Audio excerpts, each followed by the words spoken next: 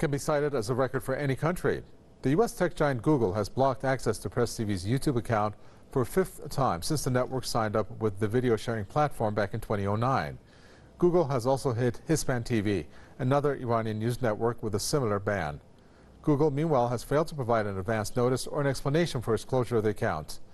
In this edition of the debate, we will look on what grounds is Google doing this, and what content does Press TV have that Google wants the world not to know. Our guest joining us for this edition of the debate, investigative journalist Tony Gosselin, joins us from Bristol, and we have former U.S. Senate Foreign Policy Analyst James Dutross, who joins us from Washington, D.C. Gentlemen, welcome. James Dutross, I'll start with you. Why do you think Google has shut down the YouTube accounts of Iran's Press TV news channel, along with its sister channel, Hispan TV? I think the short answer is because people in the U.S. government want them to.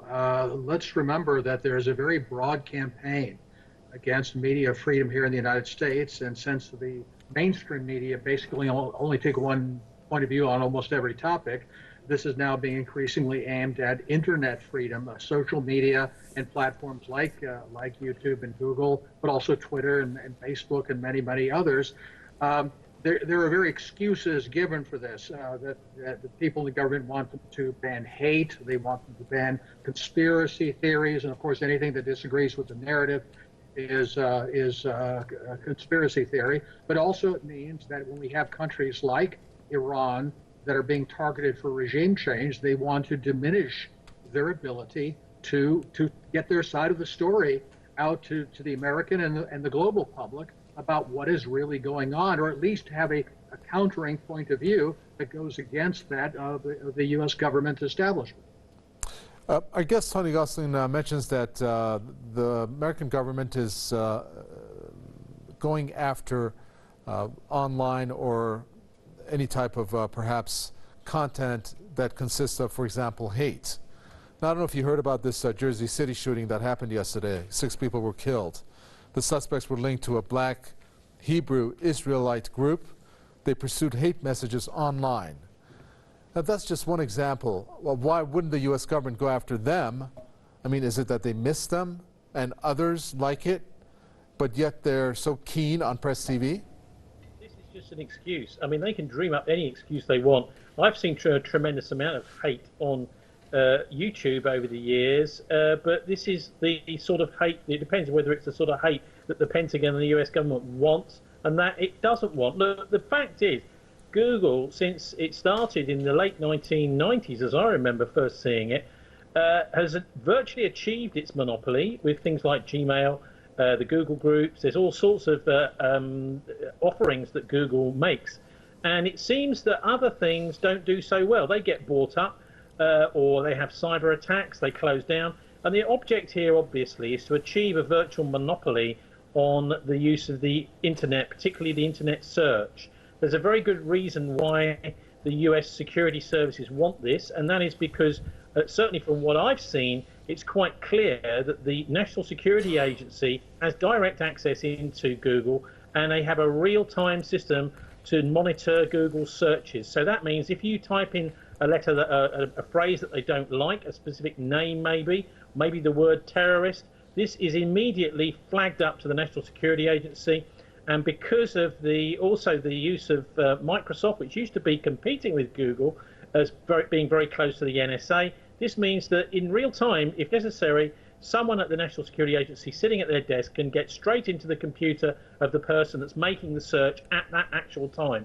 And that is what Google provides for the security services over in the United States. And Edward Snowden has revealed this sort of thing, and others.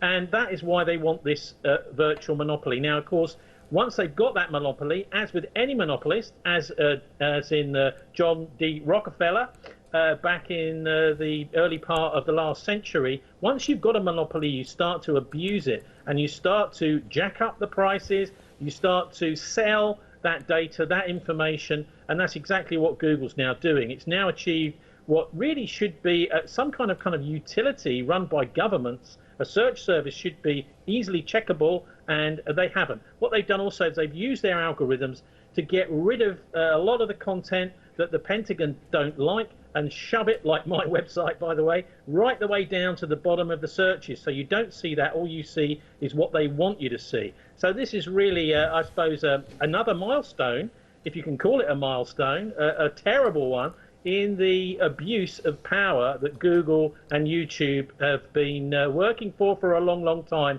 in conjunction with the US military, who quite clearly are seeing it as a great tool of information warfare. James DeTrost, do you think that the Pentagon oversees YouTube and Google in the sense where if it feels like it doesn't like a website, it doesn't like a Twitter account or what have you, that it can actually order organization or a tech giant like Google to shut that down? The short answer is I don't know, and whether it would be specifically the Pentagon as opposed to the NSA or the CIA or the FBI or some other agency. I think what was just mentioned by my colleague about having this regulated as a public utility, that this is something that the government should be monitoring and seeing how it's being used or misused. The irony is that this is being done hand in glove with the government authorities, that so-called woke capital has its own agenda, but that agenda is very closely tied to the interests of, I would say, not even necessarily the Trump administration, but of the deep state. I mean, the irony here is, for example, we just saw President Trump threaten France with some sanctions against wine and things like this over some French taxes on American internet giants. And these are the same internet companies that are busily purging his supporters from their platforms and seeking, I think it's quite clear, to try to skew the election against him, not because they really care one way or the other about Trump or the Republicans or the Democrats, but because they represent the interests of the permanent government, which is very closely tied to this corporate oligarchy. So in other words, I don't really see government monitoring of this as much of a solution, given that these people are already in bed together. Tony Gossling, just very shortly, recently that is, you had Facebook that closed off many accounts by on Facebook by Iranian and Russian either sponsored or supported websites or online groups.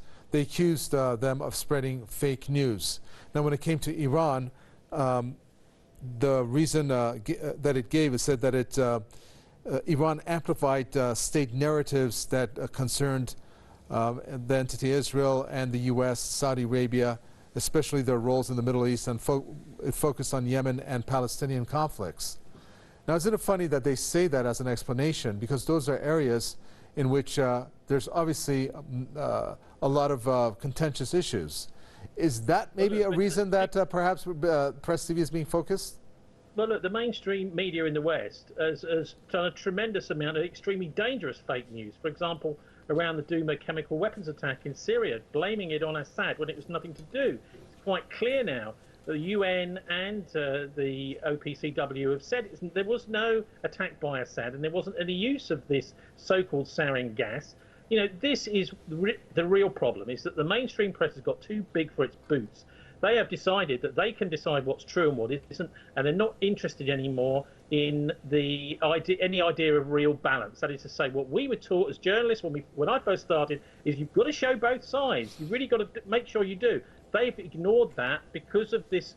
I mean, essentially what we're looking at here is the use of the media to soften up massive millions and millions of people in populations for war, exactly as they did in the run-up to the Iraq war in 2003, with those mainstream media fake news lies all about weapons of mass destruction. But there's another side to Google which is much more sinister, and that is that the use of surveillance is extremely lucrative, particularly surveillance of people like lawyers, police officers, detectives, members of parliament, journalists. This can all be used for political purposes, and of course Google are in a position to actually sell that information for people who have political intent, but they can also sell data to insurance companies, to advertisers, to target specific people. So the data that they're collecting on us through the searches and through the cookies that, you know, they know who it is that's doing the search is extremely marketable, and they're basically taking us and selling us to the highest bidder. But the reason I say it's so sinister is because back in the 1930s, IBM provided punch card machines to enable the Nazis to single out Jewish groups and others in the run-up to the Second World War, and that IBM profited handsomely from the Holocaust and from the genocide. Do we learn nothing? Edwin Black's book, IBM and the Holocaust, spells this all out, explains exactly what was happening then. But then what Google is doing now is it's enabling the potential biggest police state the world has ever seen. And it's also funding the killer drone program and artificial intelligence. So, you know, this organization needs to be brought to book, but we get very, very little criticism about it and very little analysis in the Western media, because all the Western journalists love to use it and they think it's something cool. The other thing is that Google targets those journalists, invites them for little free sessions and freebies, and oh yeah, no, we're so really friendly. No, they're not actually. They need to go back to their original idea of don't be evil. But I wonder whether they've gone much too far to do that. Well, I do want to ask you the same question, James Dutross, because we do cover quite a bit the Israeli-Palestinian conflict. We do cover quite a bit, for example, Yemen. And of course, we do cover the U.S. Do you think it's because of these types of topics that Press TV focuses on, along maybe with a sister channel, that perhaps we're being targeted in that way? Yes, I think that's a huge part of it. And as I say, I think it's also because Iran is being targeted for regime change and that they don't want anything interrupting that narrative. Look, I think it's quite correct to say that our population is being prepped for war, whether it's against Iran or, God forbid, against Russia or China sometime in the future. You'll notice how systematically it is anti-war voices, for example, like Daniel McAdams of the Ron Paul Institute, being purged from Twitter, or same thing with Peter Van Buren, the American conservative, is that that it's sufficient for the mainstream media and for, of course, politicians like the people in behind the impeachment trial right now to designate something as a conspiracy theory. Oh, when they claim that Ukraine tried to meddle in our election, that's a conspiracy theory. And of course, conspiracy theory is something that they then turn around and say to the platforms, we don't want any conspiracy theories on here. You need to start purging those. So what we really end up with is a narrative that is supportive of this very aggressive policy toward other countries, and anything that interrupts that is something that needs to be pushed down to the bottom of the search engines, or better yet, eliminated entirely. Well, our guest there mentions Peter Van Buren, and one of the person that slips my mind here, Tony Gosling. So these critical voices, perhaps, that are not the only... Dan McAdams. Who is it? Dan McAdams of the Dan Ron Paul McAdams. Institute. Okay. Maybe you're familiar with them. I'm assuming you may be Tony Gosling. And there's other ones, and they are quite a lot in numbers. Are we looking at what James Dutross said, in a sense, where narratives that are critical, perhaps, of the governments or U.S. governments in any shape or form, slowly but surely, perhaps they are going to be targeted, just like Press TV did?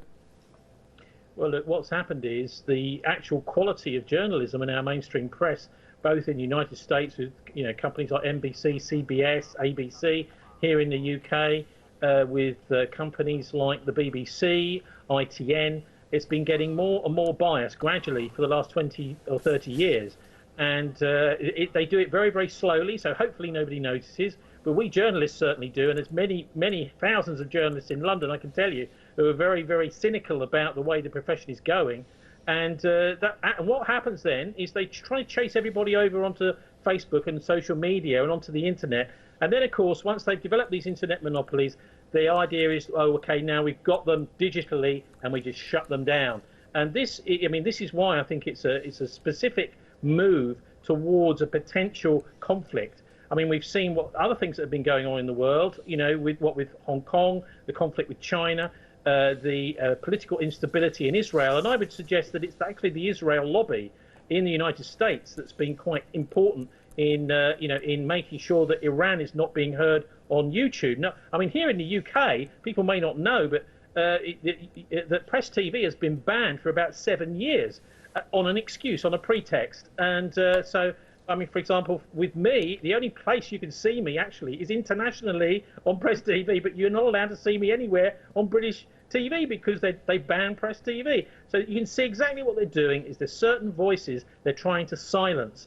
And this is should be a rag to a bull to journalists around the world to say, look, exactly what they're doing here. And we've seen the media be used before several times as a kind of spearhead of the war machine in Libya, for example, and in Iraq, and it could be being used again. I think they're getting far too arrogant. But Modi in India as well is working very closely with the Israelis. Both of them have an anti-Islamic agenda, and this again should give us cause to be concerned about possible echoes from the Holocaust against the Jews back in the 1930s and 40s. Well, if we would take a look at the internet and the U.S. approach to it, maybe you can tell us, James Dutross, there was some talk about the U.S. wanting to control it and have maybe perhaps some countries banned from it. Do you think that slowly but surely that is something that's going to be inevitable? Does the U.S. plan to do something like that?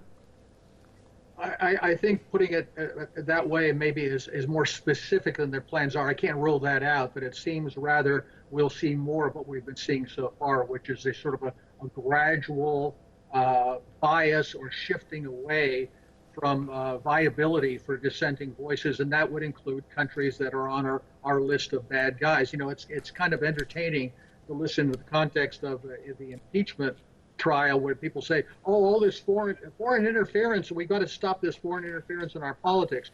Everybody knows that Washington is a bazaar, it's a souk, it's a flea market, it's a kasbah, where all of these foreign interests are bought and sold.